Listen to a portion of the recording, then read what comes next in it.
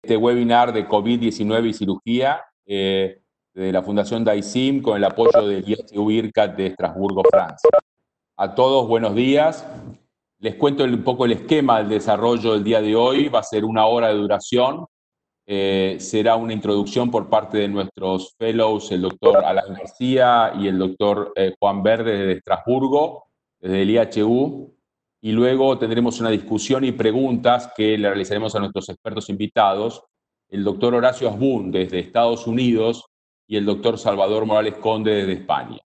Por último, abriremos las preguntas a través del chat para los asistentes en la última fase para que puedan hacer preguntas que quedaron pendientes a nuestros expertos.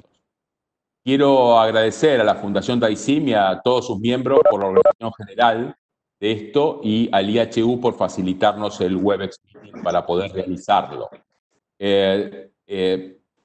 Por supuesto, un agradecimiento muy especial a nuestros expertos invitados. El éxito de la convocatoria, que fueron más de 800 cirujanos de 26 países, prácticamente toda América Latina, sin duda se ha debido a la necesidad de criterios claros en estos momentos, pero también y claramente a la calidad de los expertos consultados. La medicina basada en la evidencia no es aplicable en todos los casos en esta emergencia mundial. Una controversia importante que vamos a hacer con el humo que se produce a través del electrocauterio, todos los aerosoles que son despedidos a través del neumoperitoneo. Realmente no hay evidencia cierta en que el virus pueda estar presente en el humo. Sin embargo, en base a otros estudios que se han practicado antes, que han encontrado hepatitis B, VIH, papilomavirus presente en el humo, se está haciendo la asunción de que tenemos que tener cuidado con esto. Sin embargo, esto no contraindica una laparoscopía, por ejemplo. Filtros. En este momento la clave son filtros. Hay filtros pasivos y filtros activos. Realmente se ha publicado en la página de la Asociación de SAGES infinita cantidad de filtros. Lo más práctico que puede ser para evacuar seguramente el neumoperitoneo es conectar el trocar a una manguera, luego un filtro pasivo que se usa dentro en la sala de anestesia normalmente. Ya. Una trampa de agua con agua y lejía adentro que puede potencialmente filtrar el humo. Por último, ¿qué abordaje? ¿Laparoscópico o abierto? Está la controversia. Realmente no, hasta ahora, el abordaje laparoscópico no está contraindicado a menos que sea una cirugía colorectal en la que una anastomosis importante tenga que ser llevada a cabo. ¿Por qué? Porque se sabe que el virus está presente en todo el tracto gastrointestinal. Esto más el CO2 más neumoperitoneo puede ser riesgoso. En la cirugía abierta sabemos que el tiempo operatorio es mayor, que la recuperación del enfermo es mayor también y que el manejo de fluidos puede ser un poquito más difícil. Entonces, esta balanza hay que individualizar realmente. Y con esto dejo a los expertos hablar.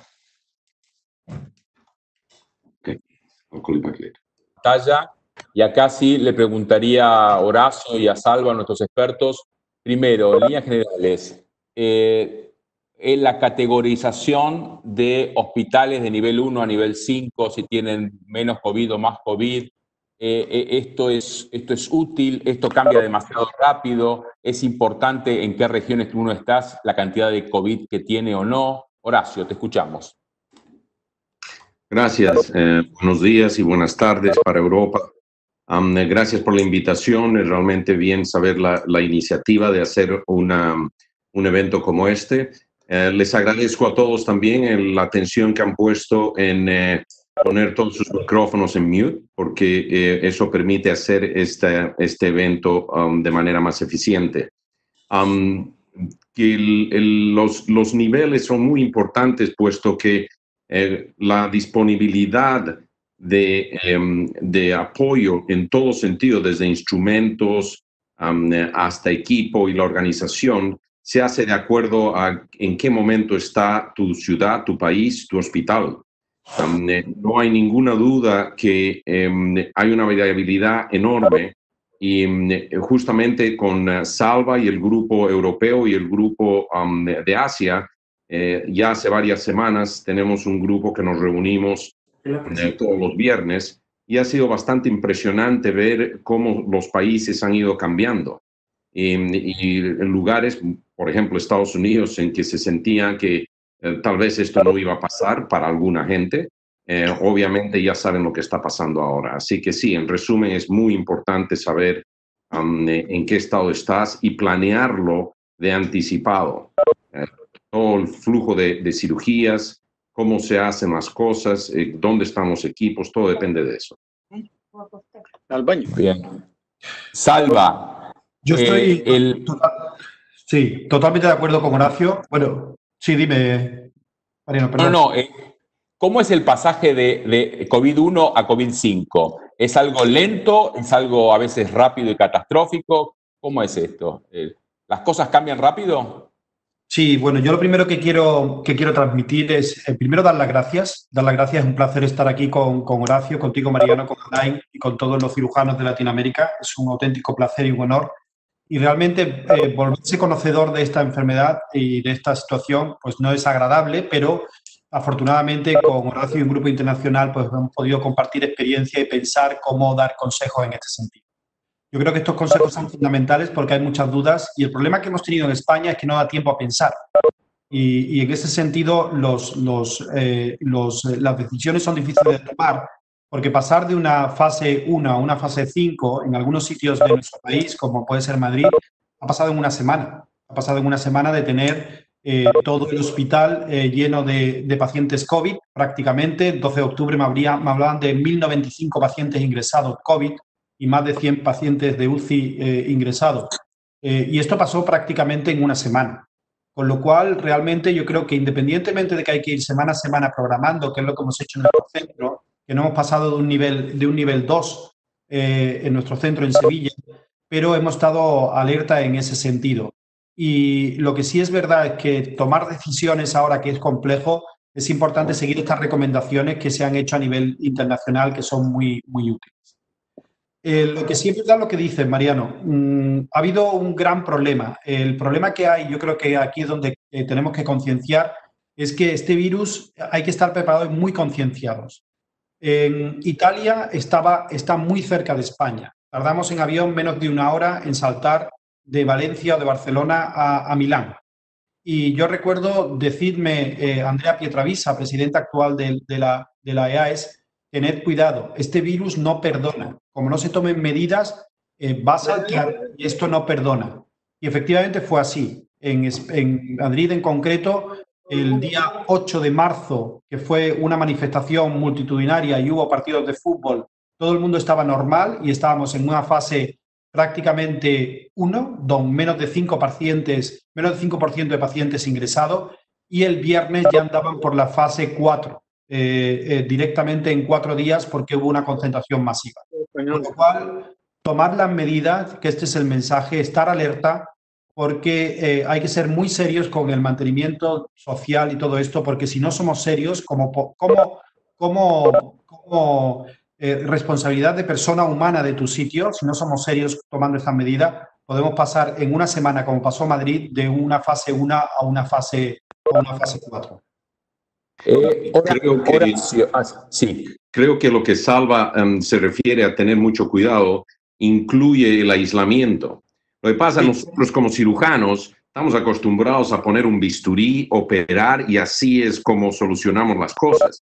Sin embargo, en esta enfermedad parece que está claro que la única manera preventiva efectiva y probablemente en este momento la única manera en que se puede hacer una intervención significativa es con el aislamiento. Así que el paso de 1 a 5 también depende en qué temprano se han aislado. Por ejemplo, California, excepto por Los Ángeles, que estaba bastante afectada, el resto de California se aislaron muy tempranamente. Entonces, la curva, que todos hablan de la curva, yo creo que la gran mayoría de los que están en este seminario han escuchado lo más importante es la curva. La curva es un poco más plana. El problema es cuando la curva es aguda y el cambio ocurre rápido. El problema es simplemente que las instituciones médicas no dan abasto. y al no dar abasto, de repente te ves en el hospital con toda tu terapia intensiva que está ocupada, teniendo que convertir campos de terapia normales a terapia intensiva, teniendo llegar a puntos, y en esto Salva puede hablar, en que hay que decidir a quién se le da el respirador. Y esas decisiones no son fáciles. Y eso lo hemos escuchado a través de toda la gente que ha tenido el pic en el nivel 5. Así que el aislamiento es algo que nosotros como médicos, a pesar que no suena tan exitoso, o sea, tan atractivo, ¿no? Porque el atractivo es el cuchillo, operar, sacar y esto, pero esta vez tenemos que realmente estar seguros de que enfatizamos a todos los que podamos, hay que aislarse. Perfecto, perfecto, Horacio. Salva, hablando ahora, bajando a temas quirúrgicos, del manejo nuestro en el hospital. Primero, vamos a empezar con algunas patologías más frecuentes y a partir de usarlas como disparador. La pregunta tanto para Salva como para Horacio es: viene un paciente con diagnóstico presuntivo de apendicitis aguda. Estamos en un hospital que tiene casos de COVID, pero no todo el mundo tiene COVID. La pregunta es, ¿le hacemos o no le hacemos reactivo? Si tenemos y no tenemos, porque algunos países de Latinoamérica tienen muy pocos reactivos todavía. Y segundo es, si cambiamos el workflow, cambiamos el algoritmo de manejo que está en los libros mientras dure este episodio de COVID. A los dos es la pregunta. Sí. Mirad, yo voy a comentar un pequeño detalle. El tema es que tenemos que ver los recursos que tiene el hospital y el número de infectados. Actualmente, si hay infectados en nuestro hospital, tenemos que montar el protocolo. Da igual que estemos en una fase 1 o estemos en una fase 5. Porque no podemos permitir que un paciente, tened en cuenta que el 30% de los pacientes COVID son asintomáticos. Ese 30% que son asintomáticos, si se cuela en el hospital, va a infectar al cirujano, a enfermería, a la limpiadora, al celador, y va a ser el boom dentro del hospital. Y tener en cuenta que ese paciente asintomático, si es operado, está demostrado, y hay estudios de China que demuestran que el posoperatorio es fatal. El paciente tiene un 70% de posibilidades de ingresar en cuidados intensivos con un problema respiratorio y un 40% de posibilidades de fallecer, si no lo hemos detectado anteriormente. De ahí la importancia de detectarlo. Entonces, nos vamos entonces al principio. ¿Cómo lo detecto? ¿Cómo lo detecto? Es lo siguiente. Lo ideal sería hacer una PCR. El problema de la PCR es que, y está pasando en Estados Unidos, está pasando en España y en Europa, es que no tenemos PCR ni para muchos pacientes ni para nosotros mismos como sanitarios que hemos estado en contacto. Con lo cual, nos encontramos el paciente con la apendicitis en dos circunstancias. O que no tengo PCR, o que si tengo, no tengo suficiente tiempo de esperar porque el paciente está desarrollando una peritonitis, con lo cual no puedo esperar. Alternativa, test rápido. El problema del test rápido en los pacientes asintomáticos es que muchos pacientes se van a escapar porque los test rápidos detectan anticuerpos y antígenos, depende del tipo que queramos, o IgG, o IgM, o antígeno. Esos empiezan a aparecer en una fase más avanzada de la enfermedad, con lo cual no voy a pillar ese paciente. Se me va a escapar porque todavía no ha desarrollado los anticuerpos. Y tiene, entonces, con lo cual bajamos a un 30% la sensibilidad. Con lo cual, al final, lo que me queda es hacer un TAC. Como muchos pacientes, al menos en Europa, que entran en quirófano de urgencia, llevan un TAC de diagnóstico, y en estos casos hay que forzar la realización de TAC, hacer un TAC tóraco-abdominal, porque empieza no una radiografía de tórax, es muchísimo más efectivo el TAC torácico, que hasta en el 50%, en el día 2 de la enfermedad del paciente asintomático, empiezan a aparecer síntomas en el 50%. Mientras que la PCR solamente es positiva en el 70%, con lo cual estamos casi iguales. Y en el día 4 y 5, casi el 90% de los pacientes que tienen un COVID vamos a detectar síntomas, imágenes sospechosas en el TAC. Con lo cual ahí tenemos la mejor forma de diagnosticar al paciente.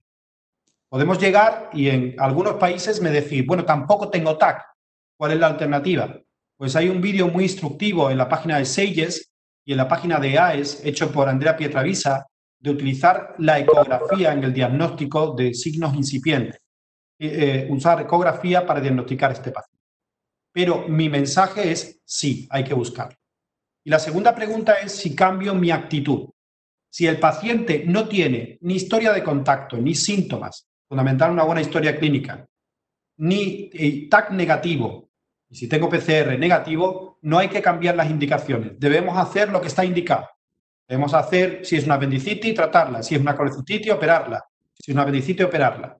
Simplemente el paciente demostrado COVID positivo, dado el problema que hay en el postoperatorio, sí se podía contemplar la posibilidad de cambiar la actitud terapéutica. O los pacientes que estamos en la fase 5, donde el hospital está completamente bloqueado, con camas de UCI y con camas de hospitalización prácticamente cerradas. Entonces, en la fase 5, aunque no haya sospecha de COVID positivo, plantear un tratamiento alternativo. Ese es más o menos el esquema de pensamiento. No sé si, Horacio, estás de acuerdo. Horacio, te escuchamos. Estoy casi totalmente de acuerdo. Y es bueno cuando estamos un poco en desacuerdo, porque justamente esto es lo que hace la cosa interesante. Dijo muy claramente, no hay ningún experto en esto, así que hay que hacer el disclaimer, o sea, que uno lo que dice está basado mucho en opinión personal y en lo que hemos estado haciendo estas últimas 3 semanas, porque así como Sal y todo su grupo, nosotros hemos estado definitivamente viendo cómo podemos entender más de esto y aprender lo más que se pueda, no pretendiendo que vamos a venir a ser expertos, pero para poder dar respuestas, porque en nuestras posiciones de líderes tenemos que ponernos y tomar la responsabilidad que hay que hacer ese rol, estar listo para poder ayudar lo más que se pueda. La verdad es que en cuanto a los protocolos, yo creo que lo primero uno tiene que pensar, ya cambiaron. O sea, de hecho, la gran mayoría de Estados Unidos en este momento, no sé cómo son en sus países, no estamos haciendo cirugía electiva de la manera en que la hacíamos hace 4 semanas. Así que los protocolos cambiaron. La mayoría de los pacientes que tienen cáncer van a tratamientos neoadyuvantes si se puede. Entonces, en el caso que tú dijiste de la apendicitis, todo depende. Obviamente, estoy muy de acuerdo, depende cómo está tu hospital, depende cómo tu institución, pero Salva mismo dijo, hay 30% de los pacientes que son asintomáticos. De un estudio, uno de los hospitales locales que hicieron un test a todos la gente, era un hospital pequeño, acá local, hicieron a todos los de salud, todos los empleados, y 10% eran positivos y están trabajando. Entonces, obviamente, si estás en un lugar donde esto no gente. Hola, Horacio. No sé, yo por lo menos lo he perdido. No sé si vos, Salva, lo escuchás. Ahora volviste, Horacio. Ahora volviste. Te había sido un segundo. Perdón. ¿Volví? Sí, ¿Volviste? Te quedaste con el 30% de los asintomáticos. Ya, 30% de los asintomáticos en un hospital acá en área de Miami, pequeño, donde hicieron test a todos los empleados de salud, habían 19% que están trabajando que eran positivos. Entonces uno tiene que tener cuidado. Hay un estudio que Targarona me lo mandó ayer de China, en que mostraba un índice de complicación significativa en pacientes que tuvieron cirugía electiva en Wuhan durante la crisis. Entonces, tenemos que tener cuidado. Por ejemplo, apendicitis. Sí puede evolucionar a peritonitis, pero si uno la pesca temprano, ya sabemos por los japoneses, no en esta época, sino ya de años, en que las tratan con antibióticos. Entonces, un paciente que tiene apendicitis y que nosotros llevamos a cirugía es un respirador que se está usando, es una potencial complicación que obliga a que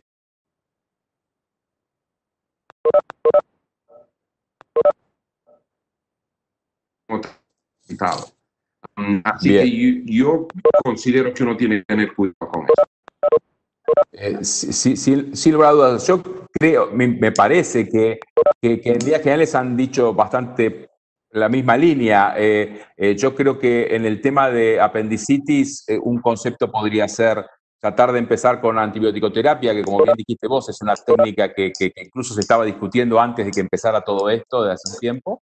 Y bueno, y después evaluar dependiendo si es o no un paciente COVID positivo o alta sospecha de que lo sea. La pregunta acerca de, por supuesto, una litiasis vesicular sintomática, se le dará dieta, que vaya a la casa y esperamos a mejores tiempos. Pero si tiene una colecistitis que obliga a tratamiento médico y antibiótico y no funciona con tratamiento de antibiótico, ¿cuándo indicamos colecistostomía percutánea y cuándo indicamos colecistectomía en un paciente con colecistitis que no respondió al tratamiento médico hoy?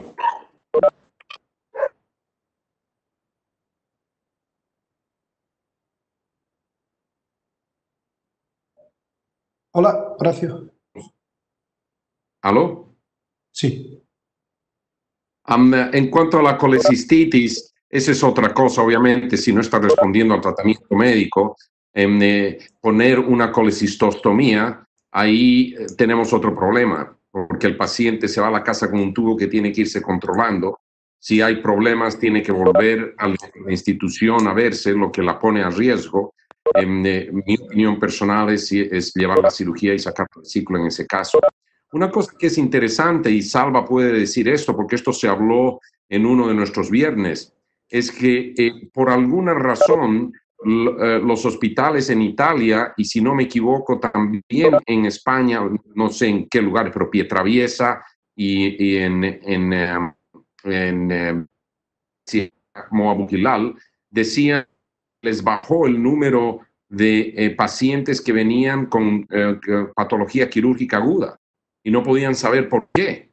Decían que era rarísimo hacer ver un paciente con apendicitis aguda o con colecistitis.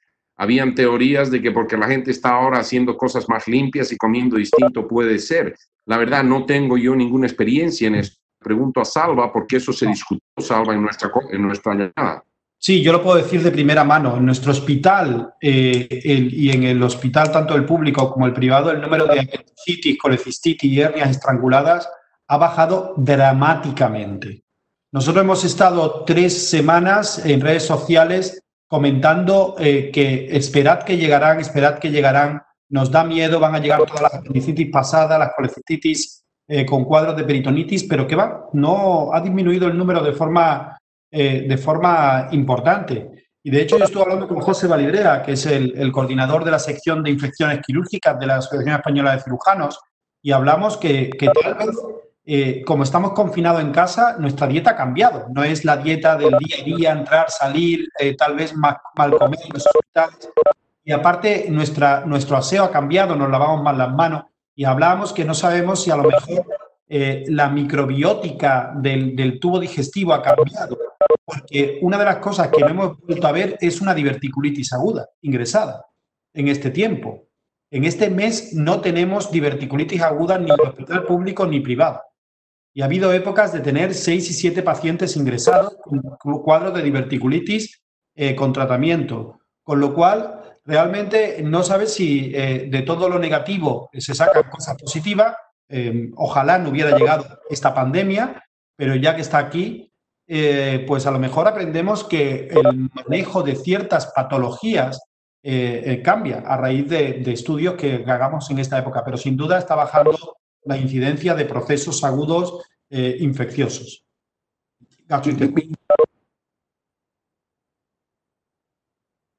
Es realmente muy, muy interesante.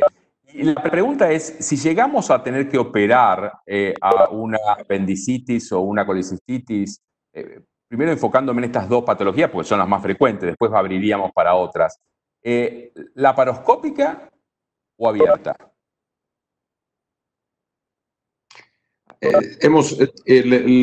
Con eso les guiaría a la página de SAGES, hemos trabajado juntos y en nuestra página hay un documento que habla justamente de todo esto. La verdad que no hay ninguna evidencia que abierta o laparoscopía sea mejor. ¿Cómo lo operar?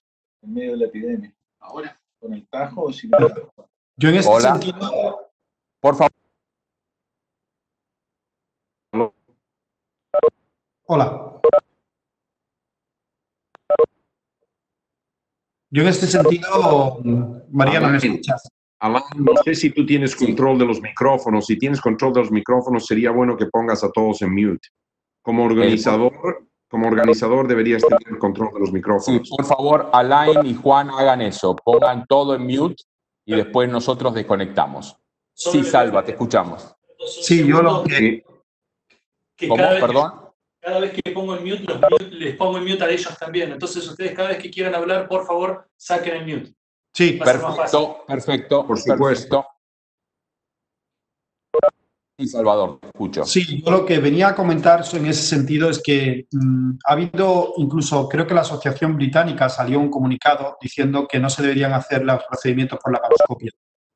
A nivel de AES, pues nos pusimos en marcha para analizar todo lo que había publicado, los estudios que venían de Italia, de Spinelli, que habían publicado y todo lo que venía de China. Y os puedo decir que hoy en día no hay ningún criterio para contraindicar la laparoscopia. El abordaje laparoscópico, el virus se transmite por vía respiratoria. Vía respiratoria y por contacto, pero el contacto no es por el contacto, es por las gotas de la forma a la hora de hablar y demás que quedan depositadas, duran y nos podemos contagiar por ese contacto. Por vía sanguínea tampoco está demostrado que se transmita el virus, con lo cual nos queda la vía en heces, en contenido intestinal, que sí hay presencia de virus en ese sentido, y nos queda el humo quirúrgico y el neumoperitoneo. Las experiencias que hay anteriores, como la hepatitis B, la hepatitis C o el virus del HIV, del SIDA, se detectaron virus, partículas de virus en el humo y en el neumoperitoneo, pero nunca está demostrado en ningún caso de infección a través de ese humo y a través del neumoperitoneo. Con lo cual, tampoco hay evidencia en los pocos estudios que hay que este virus pueda transmitirse, pueda infectar por medio del humo y del neumoperitoneo. La única duda que queda, y lo comentó Alain, que seguramente lo comentó en base a la charla que comenté yo ayer, es si yo tengo que hacer un procedimiento quirúrgico por laparoscopia y durante el procedimiento laparoscópico abro el tubo digestivo o hay una perforación intestinal. Si estoy operando una peritonitis fecaloidea o me encuentro una perforación de una úlcera gástrica o hago una cirugía reglada electiva de una anastomosis intracorpórea en un cáncer de colon derecho, por ejemplo, a mí me quedaría la duda si ese paciente, siendo positivo, el contenido de heces saldría a la cavidad, se quedaría aerosol por el neumoperitoneo y saldría y podría contaminar. Esa es la única duda que nos queda. Es analizar toda la literatura y compartir lo que hay sobre COVID y lo que hay sobre otros virus en el pasado. Mientras, tomar la precaución de poner filtros, la respuesta es que sí, porque como no hay garantía absoluta, mientras poner un filtro a los trócares y vaciar el neumo con aspirando o a través de filtros, recomendable. Pero tener en cuenta que esa es la evidencia que hay actualmente. No sé si estás de acuerdo, Horacio, en este sentido. Perdón, antes de pasar a Horacio, una pregunta, Salva. En muchos de nuestros países en Latinoamérica no es accesible tener filtros o podemos no tener filtros a la hora de la cirugía laparoscópica. La opción de poner una trampa de agua con lavandina, etcétera, un remedio relativamente más sencillo, ¿es útil o no? Como todo, no está demostrado nada, pero entre nada y un método casero, homemade, poniendo un sello de agua con un sello de agua, aspiradora vacío y que ese sello de agua lleve lejía diluida, si es un elemento que consideramos sin evidencia, como decíamos antes, consideramos que puede ser suficiente y recomendable. Horacio.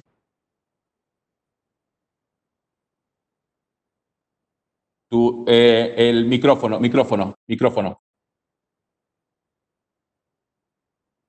¿Escuchan? Perfecto. Gracias. Mira, estoy de acuerdo sin ninguna duda. Sin embargo, tenemos que también estar claros. En cirugía abierta hay humo del cauterio y también puede haber aerosolización de igual forma. Y mucha gente piensa que por la laparoscopía hay maneras de controlarlo, porque puedes dirigir el flujo del neumoperitoneo, mientras que en cirugía abierta es imposible controlarlo. Puedes estar en un quirófano de presión aérea negativa. Pero las cosas que sí son importantes decir es que todo el neumoperitoneo tiene que ser evacuado a través del port, del trocar, en que el sistema de filtración esté. Y creo los filtros son bastante baratos, no son caros. Y si ustedes hablan con la gente de la industria cercana a ustedes, ellos, e incluso en cualquier, pueden hacer que se ponga un filtro industrial dentro del tubo. Si no hay filtro, bueno, hazlo del agua, lo que sea, pero no al aire libre. Tiene que ser un circuito de alguna forma cerrado. Eso es lo primero. Lo otro que hay que pensar es que una vez que uno pone un trocar, el trocar, ningún trocar debería abrirse para evitar que salga gas. Durante la parte de suflación del abdomen, cuando se está bajando y evacuando el abdomen, todo el CO2 tiene que salir de nuevo por un lugar adecuado. Es muy importante que el paciente tenga presión intraperitoneal lo menor posible para que no haya una presión que quiera salir para afuera. Es importante las incisiones de manera que no sean demasiado grandes para que no haya fuga del neumoperitoneo por afuera. En ese sentido, a pesar de que mucha gente usa la técnica de Hassan, uno tiene que tener más cuidado con la técnica de Hassan en esto. No creo que sea buena idea hacer cirugía con mano asistida. No creo que sea de buena forma. También pueden poner suturas alrededor del trocar antes de insuflar. Pueden poner el trocar, poner una sutura y amarrarla para tratar de evitar que salga para allá, que salga gas a eso. Hay un montón de cosas que se pueden hacer que no necesitan un insuflador que sea muy caro, que puede disminuir la potencial contaminación.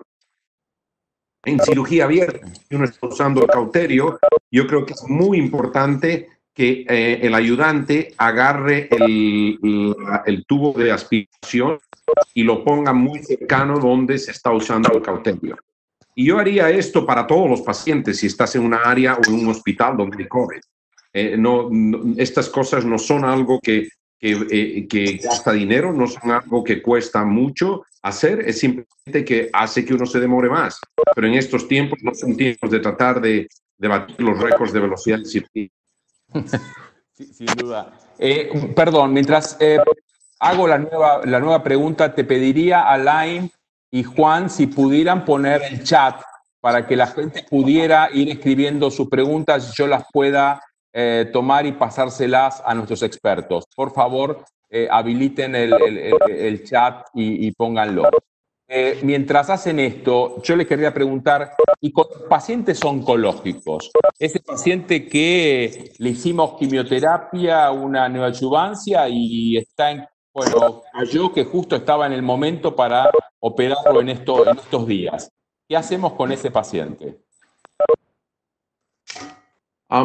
Sages hoy día o mañana va a sacar un documento de qué hacer con cánceres gástricos, con cánceres de la vía biliar y páncreas y con cánceres. La verdad que si ya has tenido quimioterapia neoadyuvante y no la tolera más o ha estado por mucho tiempo y la condición del hígado, entonces, bueno, la cirugía no se puede hacer cosa. Sí,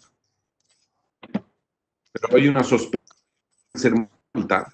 Justamente estoy con un paciente que tiene un pólipo grande de la ampolla de Batten y podido probar que es cáncer, pero si pensamos que es cáncer, muy probablemente hay que hacer un Whipple en él en estos días. Estamos repitiendo la biopsia hoy día. Si podemos ver que probar que es cáncer, entonces damos quimioterapia y esperamos. Son este tipo de cosas que uno tiene que hacer individualizando para cada paciente, pero los protocolos normales están fuera. Eso no existe en este momento. Bien. Salvador. Estoy totalmente de acuerdo en ese sentido. Yo creo que ahora mismo, primero hay que individualizar la situación de tu hospital, individualizar el tipo de tumor que tiene el paciente y el tipo y el riesgo de no operarlo y posponerlo. Todas estas decisiones tienen que estar tomadas en comités multidisciplinares. Yo creo que es tremendamente importante en ese sentido. Pero como dice Horacio, si yo tengo un paciente con un cáncer de esófago, como hemos tenido dos, que íbamos a operar tras quimioterapia, hemos hablado con oncología, hemos decidido esos pacientes seguir con quimioterapia y valorar después de otro ciclo a ver si ha mejorado la situación para operarlo. Nos ha pasado en dos pacientes. Teníamos una señora de 75 años con un T1B de esófago y hemos decidido darle radioterapia para posponer la cirugía. Estoy poniendo ejemplo. Y una paciente con un cáncer de recto que también hemos decidido seguir con la quimioterapia y posponer la cirugía. Yo creo que lo importante es no dar un consejo global, pero sí individualizar el tratamiento y considerar que los protocolos ahora cambian y que los pacientes que estén metidos en quimio, alargarlo. Y aparte, también considerar otros tipos de protocolos como son en cirugía colorectal, por ejemplo, el estudio Foxtrot, que en dar quimioterapia neoadyuvante a pacientes con cáncer de colon, que habitualmente los operamos directamente, pero en virtud de la situación valorar estos tipos de protocolos para aplicar incluso quimioterapia en los pacientes con cáncer de colon. Yo creo que es el momento de replantear la situación con vuestros oncólogos y tomar las decisiones adecuadas, porque sabéis, y os digo porque ha pasado en hospitales en Barcelona, donde uno de los cirujanos de nuestro grupo de trabajo es de allí, que ha tenido realmente desastres, en el buen sentido de la palabra, de pacientes que han intervenido, que posteriormente han sido COVID, bien porque ha dado la cara posteriormente o se han contaminado en el postoperatorio, y el desenlace no ha sido muy bueno de estos pacientes, con lo cual por ese es el motivo de replantear los protocolos actualmente. Bien. Al mismo tiempo, al mismo tiempo, Salva, tú puedes hablar de lo que dijimos, closing the back door. Sí. Que hay ciertas medidas, sacamos ahora un documento y voy a dejar que Salva hable de cómo evitar que el paciente que entró pareciendo que no tiene COVID y que se lo trató, se hizo cirugía, ¿qué es lo que hay que hacer para evitar de que ese paciente después no contamine a otros porque no nos dimos cuenta de que en realidad se contaminó con COVID o te venía COVID y estaba no diagnosticado? Salva, ¿quieres explicar? Sí, la semana pasada sacamos un documento que está publicado ya y lo planteamos, que es el concepto de closing the back door. ¿Qué significa eso de cerrar la puerta de atrás? En el hospital, a nivel de como cirujanos, tenemos totalmente dividido lo que es la parte, digamos, COVID como la parte no COVID, la parte limpia del hospital. Todos los procedimientos quirúrgicos estamos realizando en la parte no COVID y allí estamos trabajando cirujanos, independientemente que haya cirujanos en la parte COVID porque lo necesita el hospital. Estos pacientes se hace el screening es negativo, si tenemos PCR, si tenemos TAC y se interviene. A este paciente que se ha intervenido pueden pasar dos cosas y es lo que hay que tener en cuenta. Primero, que haya tenido una infección nosocomial por COVID en su traslado a quirófano, en que el celador, la enfermera o otro cirujano lo haya contaminado, con lo cual hay que que este paciente sea de esos asintomáticos que estén en la fase de ese falso negativo de PCR o que esté en esa fase precoz que no ha dado señales, incluso haciendo un buen screening, esté desarrollando la enfermedad. Es muy importante, entonces, el concepto de close the back door. ¿En qué consiste? Nosotros lo que hemos hecho es que 7 de la mañana, enfermería analiza a los pacientes que tiene ingresado, pasa el residente a primera hora, va por todo el control hablando con la enfermería de noche, qué paciente ha tenido fiebre, qué paciente tiene síntomas respiratorios, qué paciente tiene síntomas atípicos, haciendo un checklist, si tiene anosmia, si tiene alteraciones en el gusto, o si tiene diarreas que no tienen por qué tenerlo, o algún tipo de síntomas típicos. Esos síntomas y fiebre, síntomas respiratorios se chequean. Entonces el residente va específicamente a ese paciente a hacerle una entrevista, pero ya con medidas, guante, mascarilla y distancia. Y si realmente confirma que han aparecido una serie de síntomas que pueden estar relacionados con COVID, llama al departamento de enfermedades infecciosas y detecta al paciente y para que le hagan una PCR. Mientras llega la PCR, ese paciente queda aislado. Nosotros hemos identificado en 10 días 3 pacientes COVID positivo en la planta de cirugía, que si no se hubieran identificado, hubieran transmitido a todo el equipo de sanitarios y aparte no se le hubiera puesto tratamiento con un mal pronóstico de la enfermedad. Y nos hubiera contaminado a muchos que entramos en esa habitación. Y Andrea Pietravisa lo puso en marcha este protocolo el lunes y el martes, el segundo día del protocolo, detectaron un paciente en planta de hospitalización y me escribió un mail para darle las gracias. Con lo cual el concepto de close the back door, que está ahora mismo en SAGES y EAES colgado y mañana lo colgamos ya traducido al español en la página de la Asociación Española de Cirujanos, pues es muy importante tenerlo en cuenta para cerrar las puertas de atrás y que no nos contamine el hospital ni a nosotros mismos. Muy buena oración. Pueden ver esto todos los lunes. Publicamos algo que se llama en la página de SAGES y en el del lunes 30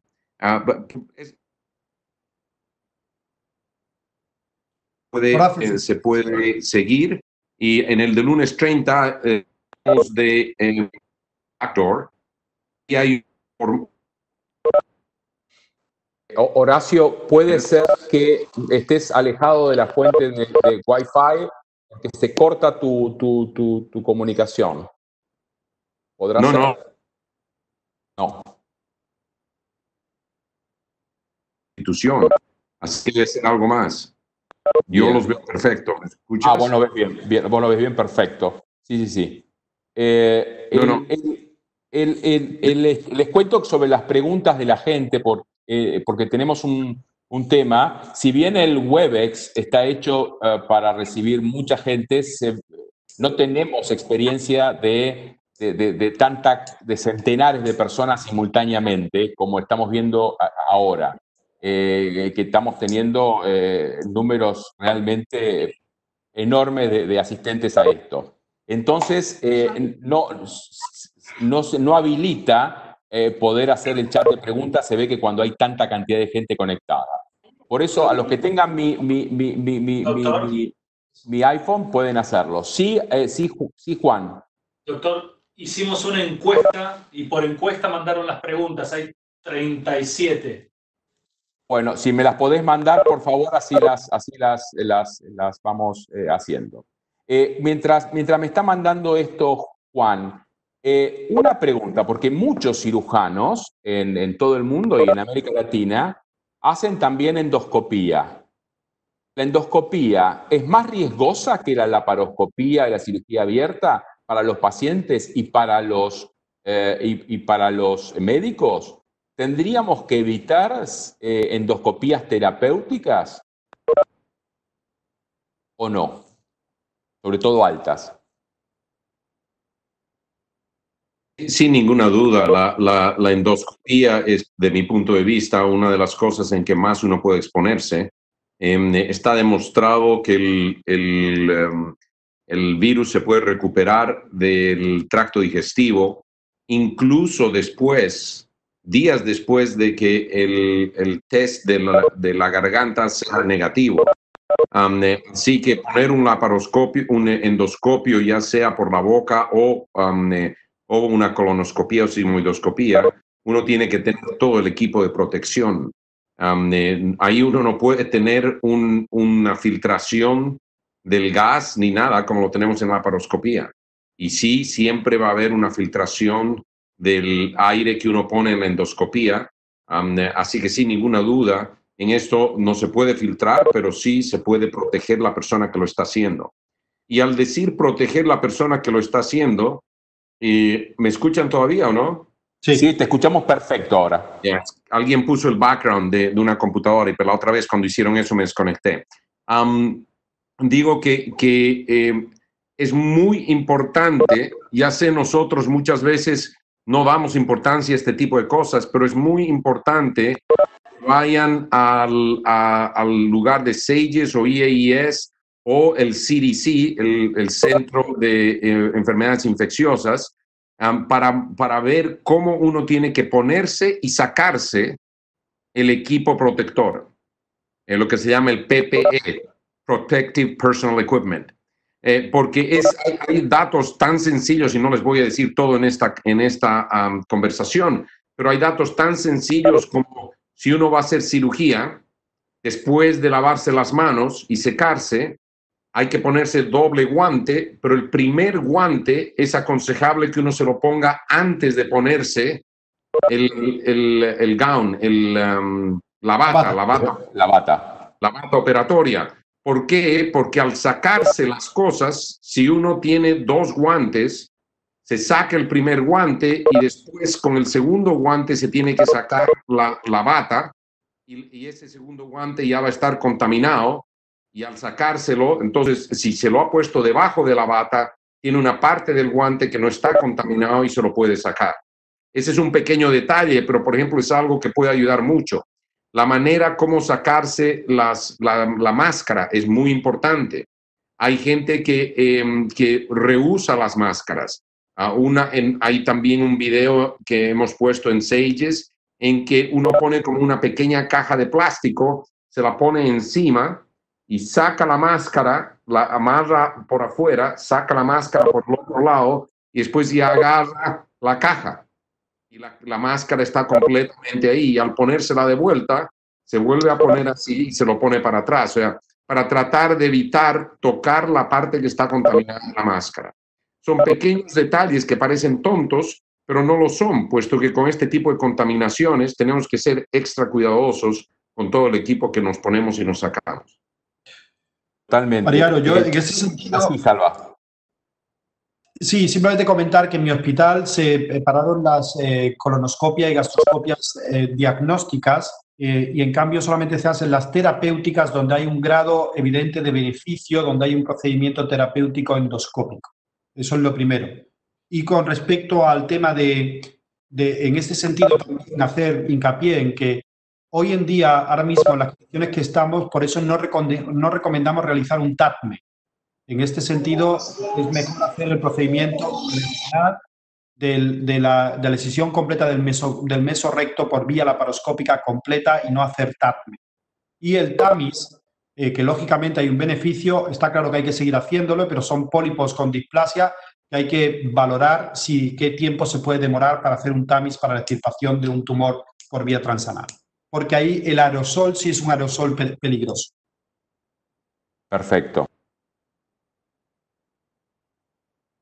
Un paciente con un cáncer irresecable de vía biliar, por ejemplo, y tendríamos que pensar si le hacemos una paliación endoscópica por colangio retrógrado endoscópica o por un tratamiento percutáneo. ¿Si lo haríamos percutáneo o seguiríamos con el algoritmo de hacérselo endoscópico en este momento?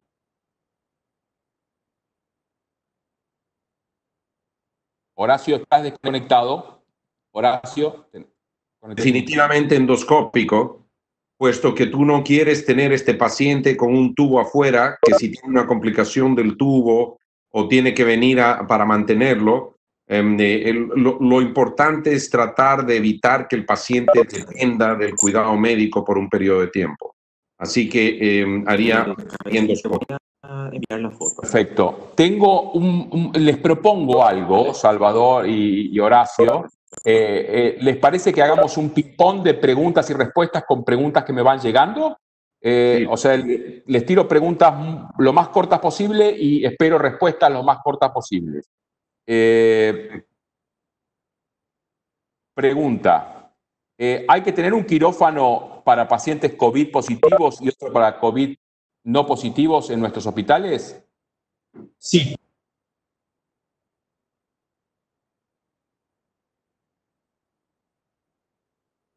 Absolutamente. Exigencias para la protección para los cirujanos. Si estamos en una zona de duda o de que hay mucho virus, etcétera, ¿tendríamos que ponernos protección especial para todas las cirugías o solamente para los dudosos o confirmados? Los dudosos son confirmados a nivel de manejo. Eso no hay ninguna duda. Cualquier paciente que sea sospechoso hay que tratarlo como si fuera positivo. Eso es el primer concepto que hay que meter en la cabeza. Y el segundo concepto es que si tenemos un paciente que tras los screening estamos en un área de medio-bajo riesgo y hacemos un screening, después de hacer todos los screenings sale negativo, nosotros lo que estamos haciendo con esos pacientes, no haciendo una PP, una EPI, una EPP completa, pero sí estamos usando gafas, pantalla y mascarilla N95 si la tenemos disponible. Estamos haciendo un personal equipment, protective equipment light para ese tipo de pacientes negativos. El sospechoso va a full personal equipment.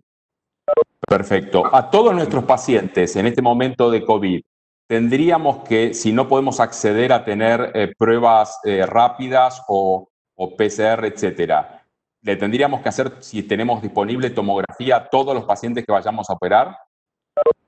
El problema de la tomografía es que después puedes contaminar la tomografía, así que recomiendo que se haga ecografía y, como dijo Salva, tanto en la de EAS como en la de SAGES, en un Notes of the Battlefields de hace 2 semanas, hay un video de cómo hacer la ecografía. Dijiste respuestas cortas, así que nos vamos a estar cortos. No, me encantó, me encantó. Y les agradezco la disposición a todas mis exigencias extrañas. El aire acondicionado en la sala quirúrgica, ¿se requiere presión negativa en las que hagamos COVID? Más importante que presión negativa tal vez es recirculación de aire. Ahora, hay una manera de hacer una presión negativa con una máquina que se llama HEVAC, no tengo ningún conflicto de interés, que se podría hacer una presión negativa, pero es muy importante que recircule el aire. La circulación es importantísima, la ventilación. Perfecto. Si operamos por la laparoscopía, ya ustedes dijeron claramente que no se puede hacer la laparoscopía o abierta, no hay que dejar de hacer la laparoscopía si está indicada la cirugía. Pero si ustedes utilizan trócares, por ejemplo, no descartables, ¿la esterilización estándar es suficiente en esta época de COVID? Sí. Sí. Perfecto. A nivel del posoperatorio, ¿recomiendan algo en especial en el tema de drenajes, sacar puntos, etcétera? ¿Estás hablando de un paciente infectado o no infectado? Infectado o sospechoso. Hay un artículo que dice que mejor evitar drenajes, pero no hay ninguna evidencia que diga eso. Yo creo que en ese sentido tienes que actuar en función de tus criterios como cirujano.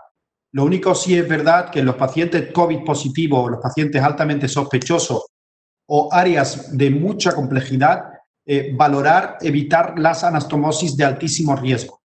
Y en ese sentido, por ejemplo, nosotros tenemos el protocolo de no poner ileostomías tras neoadyuvancia en pacientes con recto bajo, siguiendo un decálogo que tenemos. En ese tipo de pacientes, tal vez en esta época es recomendable que el paciente no tenga una dehiscencia que no puedo controlar porque podemos entrar en un problema. Con lo cual, las anastomosis de riesgo, valorarla. Bien. Me preguntan acá una pregunta que es interesante.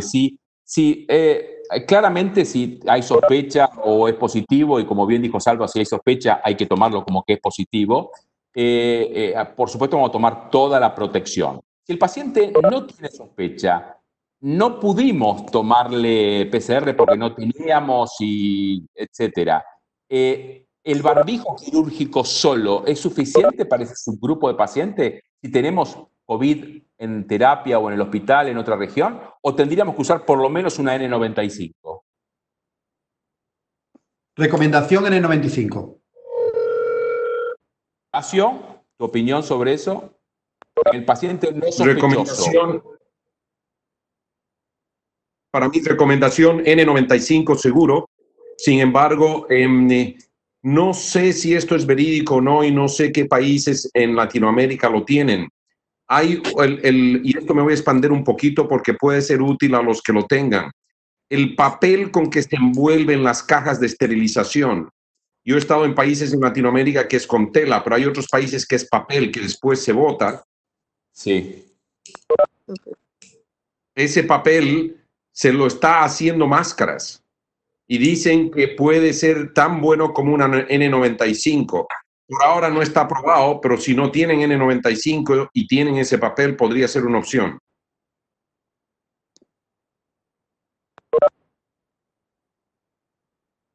Es que cuando usen una N95, dado la escasez que hay, pónganse una mascarilla quirúrgica encima. Si estamos operando un COVID o un sospechoso, tiren la mascarilla quirúrgica y reesterilicen, reusen la mascarilla N95, dado que la escasez es importante para preservarla. Mariano, al micro. Tanto les digo y al final yo hago lo mismo. No desconecté el micro. No conecté el micro.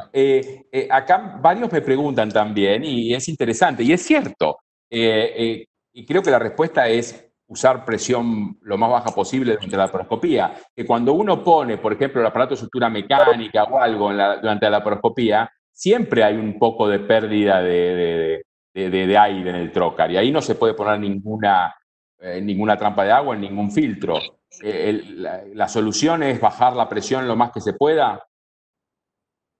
Sí, siempre, sí, absolutamente. Y no vamos a poder hacer una situación perfecta. Simplemente estamos tratando de disminuir lo más que se pueda la exposición a riesgo. Bien. Vamos a partir, Mariano, de la base. No está demostrado de que ese aerosol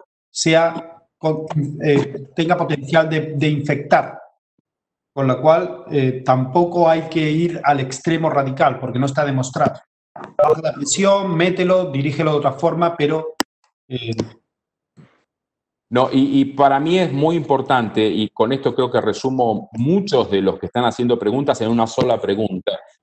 Más que una pregunta, una aseveración que ustedes, por favor, les pido que confirmen o no, pues yo creo que lo han repetido reiteradamente, pero como hay referentes o opinólogos, diríamos, en este momento, que están diciendo verdades como si fueran verdades absolutas y es un poco difícil, la cirugía laparoscópica no es peor cirugía que la abierta en la época de COVID.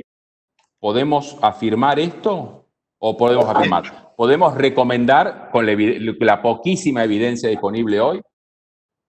Lo que podemos recomendar es que no hay evidencia que la cirugía laparoscópica sea peor que la abierta. Eso es lo que podemos recomendar. No hay evidencia. Y lo otro, sí también podemos recomendar que para un paciente es mucho mejor salir del hospital lo antes posible que tener que quedarse 3 o 4 días por haber hecho una colecistectomía abierta. Horacio, sé que vos ayer tuviste un día intenso de cirugías. La pregunta es, ¿fueron abiertas o laparoscópicas? Mañana estoy haciendo una gastroyejunostomía laparoscópica en un paciente con tumor avanzado de páncreas que tiene obstrucción completa del duodeno, laparoscópico. Más claro, imposible. Lamento mucho que no podamos tener más preguntas del auditorio, justamente por lo enorme del auditorio. Perdona, Mariano, tengo que dar un qualifier. Sí. Este no es el momento de hacer cosas laparoscópicas que no eres un experto en hacer cosas laparoscópicas. O sea, no es que ahora alguien vaya a decir, bueno, voy a hacer mi primera gastroyejunostomía o mi quinta gastroyejunostomía porque el laparoscopio es mejor que abierto en COVID. Tienes que hacer lo que sepas hacer lo mejor posible. Y lastimosamente, este no es el momento de entrenar a residentes y dejarlos hacer las cirugías. Y eso se ha hablado claramente. Es una pena, pero es la realidad. Tenemos que entrar, salir, hacer lo mejor posible y ya está.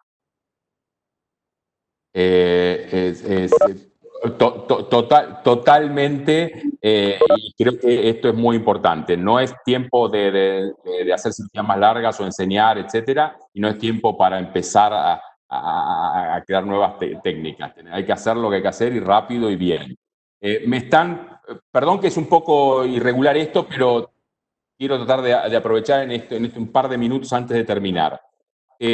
A nivel de los test rápidos, los test rápidos los hacemos, los interpretamos y si da negativo antes de la cirugía, tenemos la seguridad que da saber que los test pueden tener un rango de falsos negativos. ¿Estaríamos de acuerdo con esto? No entendí bien la pregunta, pero el test rápido es que los test rápidos están entre el 30 y el 40% de positivos nada más y de un 30, 40 y un 60, 70 de falsos negativos, con lo cual con eso no nos podemos contentar. Y después hay otra cosa muy importante, y lo hemos comentado ya, los test rápidos son detectores de anticuerpos. Los anticuerpos se desarrollan cuando la enfermedad va avanzando, con lo cual no vamos a detectar un grupo de pacientes importantísimo en la primera semana, con lo cual el test rápido va a servir en el futuro para ver si los sanitarios estamos inmunizados, si podemos ir tranquilamente al hospital en la primera línea. Para otro tipo, yo creo que el objetivo va a ser otro de los test rápidos en ese sentido. No sé si Horacio tiene la misma opinión que yo en ese sentido. Ojo, tenemos que hacer una definición de a qué estamos hablando de test rápido. ¿Me entiendes? Porque nosotros en este momento, finalmente, después de poner un montón de presión, tenemos un test que viene en 3 o 4 horas.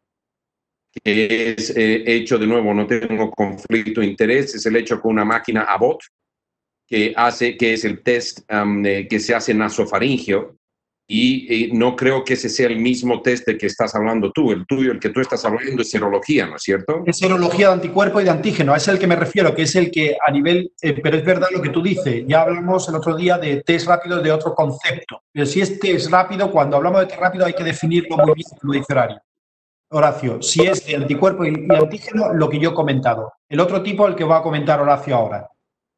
Hay un test, el nasofaringio, que es el que dura 4 o 5 días. Hay otro que se puede hacer en 12 horas. Y el primero que hizo un cambio importante fue Roche, de Suiza, en que el test venía en 6 horas. Pero ahora hay uno de Abbott en Estados Unidos, que finalmente lo acabamos de conseguir. Y justamente este paciente mañana es el primer paciente de cirugía que estoy haciendo, que no tiene síntomas y que me permitieron hacer el test, que viene en 3 a 4 horas. Ese test es el nasofaringio y todavía tiene alrededor de 30% de falso negativo, supuestamente.